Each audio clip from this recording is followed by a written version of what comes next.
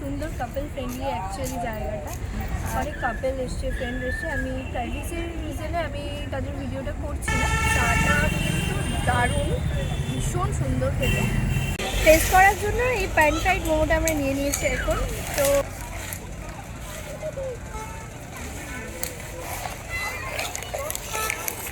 মোমোটা বেশ ভালো, দেখো গরম গরম চলে এসেছে।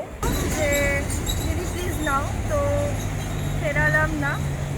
নমস্কার সবাই, আমি শ্রেয়া এবং আপনারা দেখছেন ওয়ান্ডারলি শ্রেয়া। আজ আমি আপনাদের আমার ফার্স্ট ব্লগিং দেখাবো।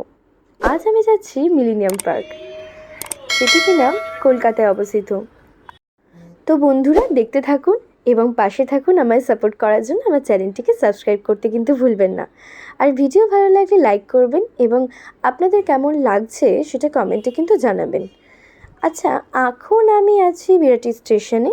এখান থেকে ট্রেনে করে দমদম, সেখান থেকে দমদম মেট্রো স্টেশন করে ভায়া মেট্রোতে আমি যাব স্প্ল্যানেড মেট্রো স্টেশন। তো চলুন যাওয়া যাক।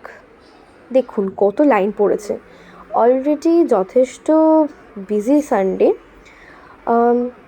আজ সানডে, তাও বেশ মেট্রোটা ভালোই ভিড় আছে। অ্যাকচুয়ালি আগে ভাবতাম সানডে হয়তো ট্রেন, মেট্রো, বাস ফাঁকা পাবো, কিন্তু যত দিন এগোচ্ছে তত কিন্তু অন্য অন্য দিনের তুলনায় সানডে কিন্তু কিছু কম যায় না, বেশ ভালোই ভিড় থাকে। অ্যাকচুয়ালি সারা সপ্তাহের বিজি শিডিউলের পর এই উইকেন্ডেটাই তো আমাদের বেঁচে থাকার রসদ, ঠিক বললাম কি না?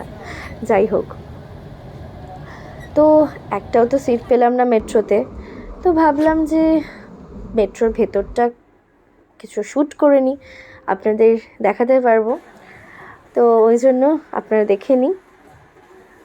এই বিকেল বিকেল টাইমে একটু গঙ্গার হাওয়া আশেপাশে ঘুরতে কিন্তু বেশ ভালো লাগে, কারণ গঙ্গা হচ্ছে আমাদের বাঙালির ইমোশন, আর কলকাতার ইমোশন আমাদের গঙ্গার ঘাট।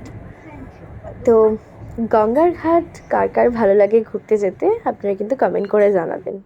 আর কমেন্ট করে এটাও জানাবেন আপনারা কোন কোন গঙ্গার ঘাটে ঘুরতে গেছেন এবং কতটা ভালো লেগেছে আপনাদের।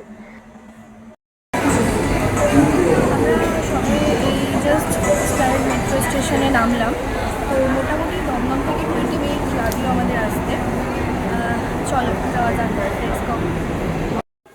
স্প্ল্যানেড মেট্রো থেকে বেরিয়ে বেশ সুন্দর একটা ভাইবস আসছিল, বেশ ঠান্ডা ঠান্ডা বাতাস, দূরে কালো মেঘ, কোথাও যেন বৃষ্টি হয়েছে। এই ব্যস্ত রাস্তায় গাড়ি আর মানুষদের দেখে বেশ অন্যরকম ফিল হচ্ছিল। সত্যি বিজি থাকলে মন খারাপগুলো আর মনে পড়ে না, সমস্ত মন খারাপ ভুলে থাকা যায়। এই বিজি শিডিউলে কোথাও দূরে যাওয়া হয় না, তাই মাঝে মাঝে একটু টাইম হলেই বেরিয়ে আসি কাছে পিঠেই। আর আমার তো উইক অফের কোনো ঠিক নেই। যাই হোক, আপনারা এই গরমে একটু প্রিয় মানুষ বা ফ্যামিলি, মা বাবার সাথে বিকেল বিকেল গঙ্গাকে এনজয় করতে আসতেই পারেন। স্প্ল্যানেড কলকাতা এক জাদুকরী অনুভূতির নাম। দিনের আলোয় ভিড়ে মিশে থাকা মানুষের কোলাহল, বাস আর ট্রামের চলাচলের মধ্যে যেন একটা অদৃশ্য ছন্দ বাজে। পথের ধারে ফুটপাতের দোকানগুলো জীবনের রঙে রঙিন। কেউ বই কিনছে, কেউ জামা কাপড় দেখছে, কেউ আবার ছোট্ট এক কাপ চায়ে খুঁজে নিচ্ছে এক চুমুক শান্তি। রাত হলে আলোয় মালায় সেজে ওঠে এই এলাকা। হক মার্কেটের সামনে দাঁড়িয়ে থাকা সেই পুরনো ভবনগুলোর গায়ে আলো পড়ে, যেন কলকাতার অতীত কথা বলে। বাতাসে ভেসে আসে ভেলপুরি, মোমো আর চায়ের সুগন্ধ। প্রেমিক প্রেমিকারা হাত ধরে হাঁটে, কিছু মানুষের চোখে ভবিষ্যতের স্বপ্ন, কিছু মানুষের চোখে জীবনের ক্লান্তি। স্প্ল্যানেড যেন এক জীবন্ত কাব্য। এখানে কলকাতা শুধু একটা শহর নয়, একটা অনুভব। এই জায়গার প্রতিটা ধুলো কণা, প্রতিটা শব্দ, প্রতিটা আলো যেন বলে, আমি কলকাতা, আমি চিরন্তন। আমরা চলে এসেছি স্প্ল্যানেডে। তো এখনও পৌঁছতে পারিনি, বেশ সুন্দর একটা হাওয়া দিচ্ছে, ওয়েদারটা বেশ রোমান্টিক। তো তাড়াতাড়ি যাওয়া যাক, চলো।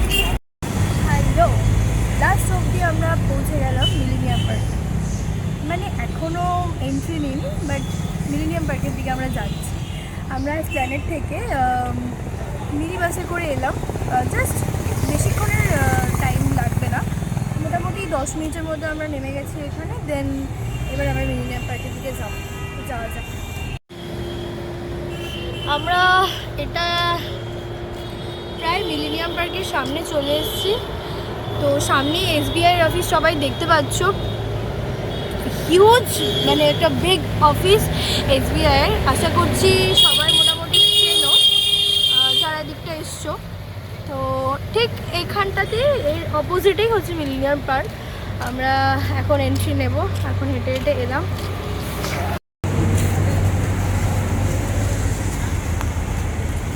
একটা ভাই এই রোজগুলো সেল করছে, খুব ছোটো, খুবই পুর ফ্যামিলি। তো ও এসে বললো যে দিদি প্লিজ নাও, তো ফেরালাম না।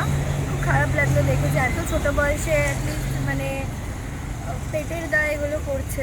তো নিলাম 20 রুপিস। তাই খুব সুন্দর, এমনি আই লাভ রোজ। তো অ্যাটলিস্ট চলে এসেছি আমরা মিলেনিয়াম পার্কে। এই তো কথা বলতে বলতে চলে এলাম মিলেনিয়াম পার্ক। এই যে মিলেনিয়াম পার্কের এন্ট্রি গেট। আপনারা যারা বিবাদীবাগ স্টেশনে নামবেন তারা কিন্তু ওদিক থেকেও এন্ট্রি করতে পারবেন, কোনো সমস্যা নেই। তো আমরা মিলেনিয়াম পার্কের মধ্যে চলে এসেছি। তো এখানে যে রিভার ক্রুজটার কথা বলা হয়, ওটার টাইমিং আছে, তোমরা ওটাতেও যেতে পারো আর কি গঙ্গা ভ্রমণ করার জন্য। তো ভীষণ সুন্দর লাগে ওই ভিউজটা। তো আজকে আমরা যাচ্ছি না, কারণ অনেকটাই লেট হয়ে গেছে, অলরেডি 7 PM।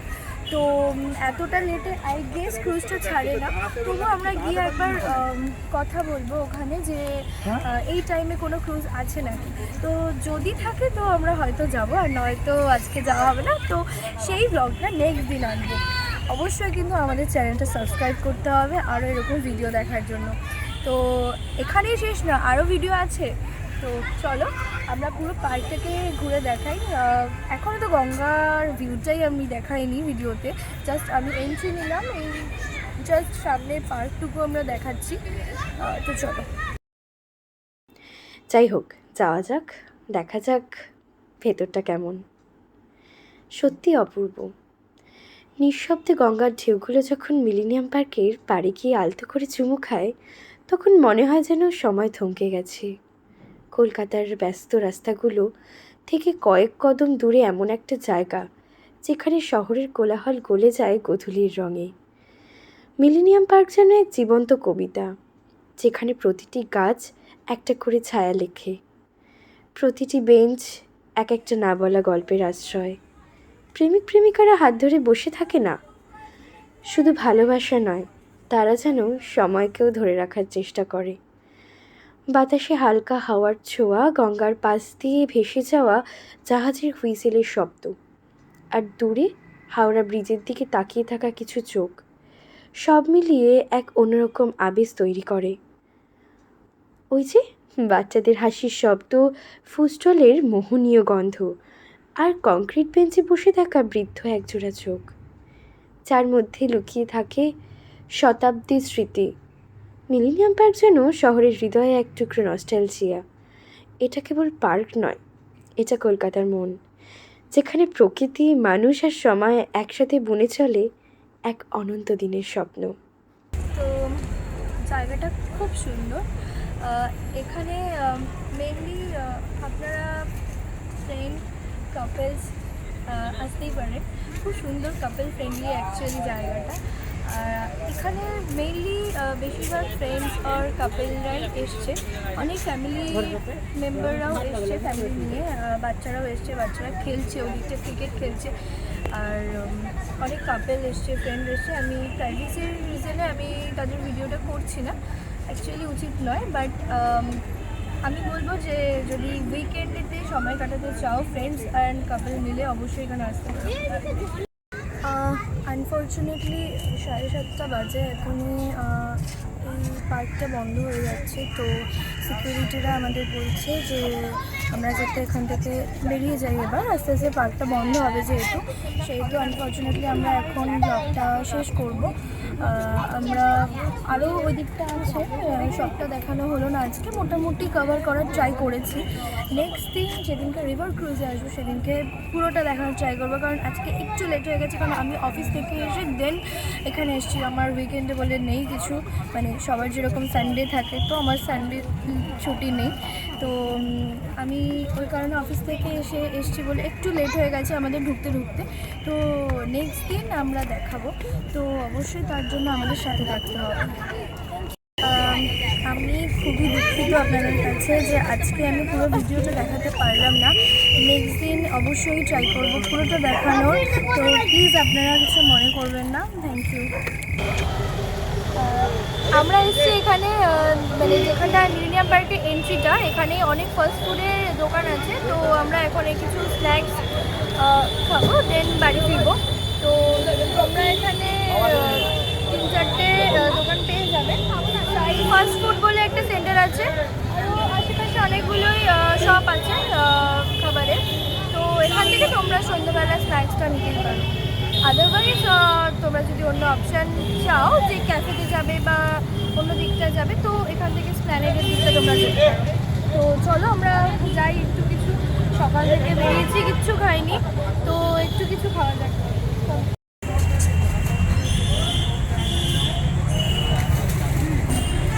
চাটা কিন্তু দারুণ, ভীষণ সুন্দর খেতে। আর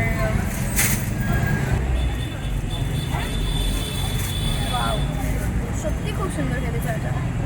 আমি খুব রেয়ার এরকম সুন্দর চা খাই, সব জায়গায় এখন খুব একটা ভালো পাই না চা। তো এভরিওয়ান, তোমরা সবাই এই ফুড কোর্টটা দেখতে পাচ্ছ, মাধুরী ফুড কোর্ট। আমরা এখান থেকেই কিছু স্ন্যাক্স নিয়ে নিয়েছি খাবার জন্য, সন্ধ্যেবেলায় স্ন্যাক্সটা করার জন্য। তো আমরা নিয়েছি পকোড়া, চিকেন পকোড়া। চিকেন পকোড়া নিয়েছি, তো চিকেন পকোড়া টেস্ট করে বলবো যে কেমন হয়েছে, চিকেন পকোড়াটা কেমন টেস্ট। তো অফকোর্স অনেস্ট রিভিউটাই দেবো আমরা, সেটাই।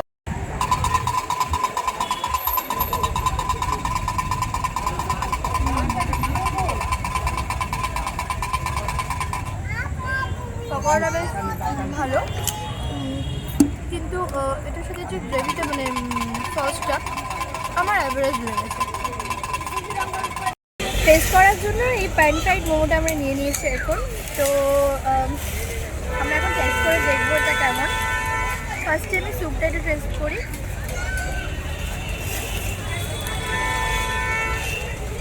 বেশ ভালো খেতে স্যুপটা। এবার আমি মোমোটা একটু টেস্ট করবো।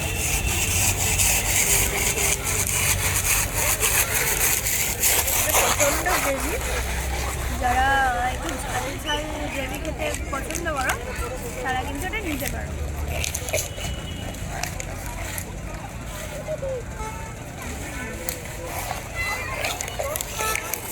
মোমোটা বেশ ভালো খেতে।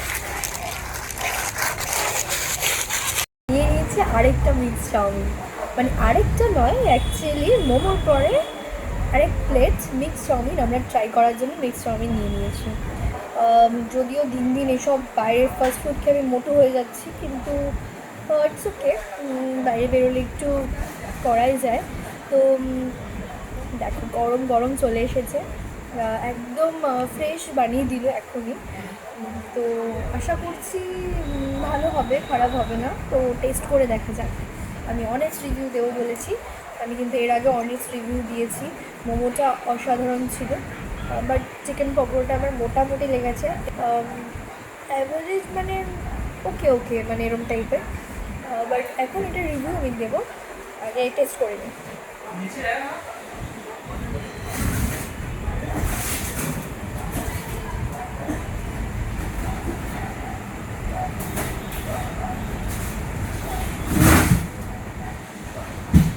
এটার টেস্টটা না, আমরা তো এখন অনেক বড় বড় ক্যাফেতে যাই, রেস্টুরেন্টে যাই, তো সেখানের একটু অথেন্টিক চাইনিজ স্টাইলে আমরা খাবারগুলো খাচ্ছি।